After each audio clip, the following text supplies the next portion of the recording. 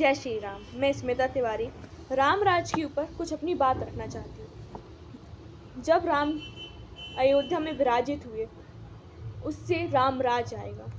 राम राज क्या है, मैं उसके बारे में अपनी कुछ बातें रखना चाहती हूँ।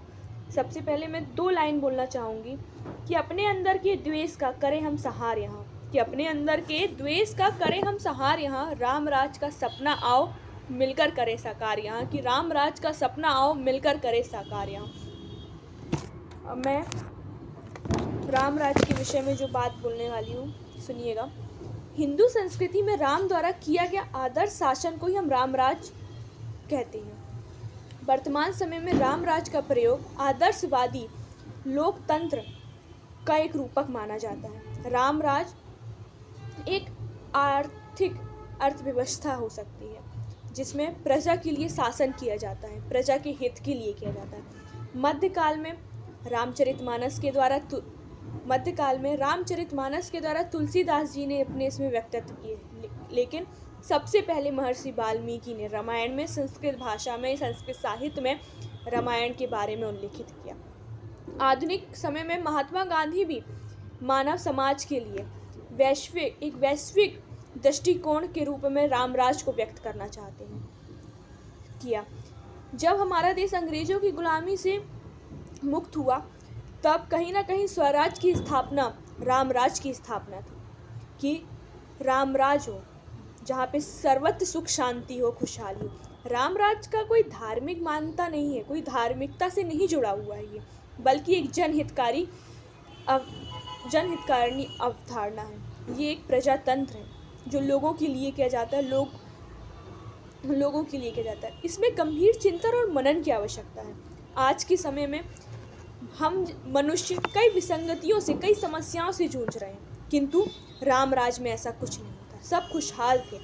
मानव आज जो एक दूसरे के प्रति घृणा, द्वेष जैसी भावनाओं को लेकर चल रहा है, रामराज में सब एक दूसरे से प्यार करते थे, एक दूसरे के सहभागी थे। किंतु आज के समय में समाज में बटा हुआ है, मानव है, जातियों में बटा है, वर्णों में बटा है, धर्मों में बटा है और आपसी फूट है।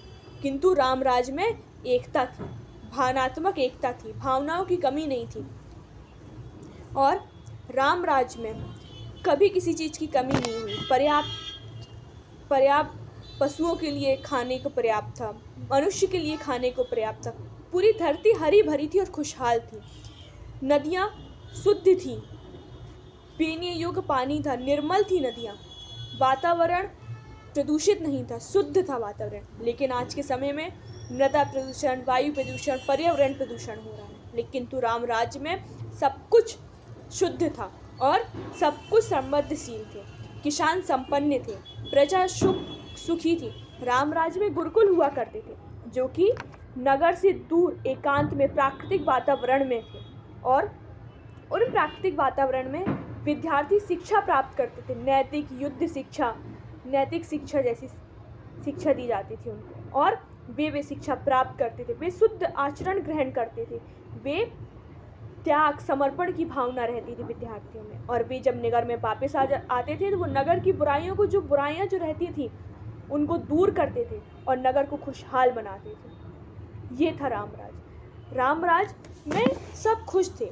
रामराज में जनता हर तरीके से खुश थी और सम्मत थी। रामराज में कभी भेदभाव नहीं हुआ, कोई पक्षपात नहीं हुआ।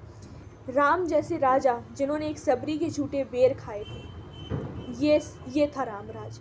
किसी को कष्ट नहीं था रामराज में, न्याय उचित मिलता था, सब खुश थे रामराज में, और जनता के कष्टों का निवारण होता था, अपराधियों को, अन्यायियों को दंड दिया जाता था। ये है रामराज।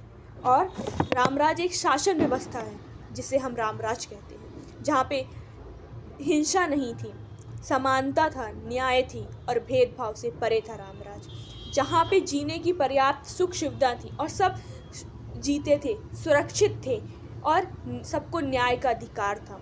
सब एक दूसरे के लिए स्नेह की भावना रखते थे। ये है रामराज। मैं लास्ट में कुछ कहना चाहूँगी। नफ़रत और द्वेष भाव को मन से दूर भगाना है, कि नफ़रत और द्वेष भाव को मन से दूर भगाना होगा। रामराज को इस पावन धरा पे हमको फिर से लाना होगा, कि रामराज को इस पावन धरा में हमको फिर से लाना होगा। धन्यवाद।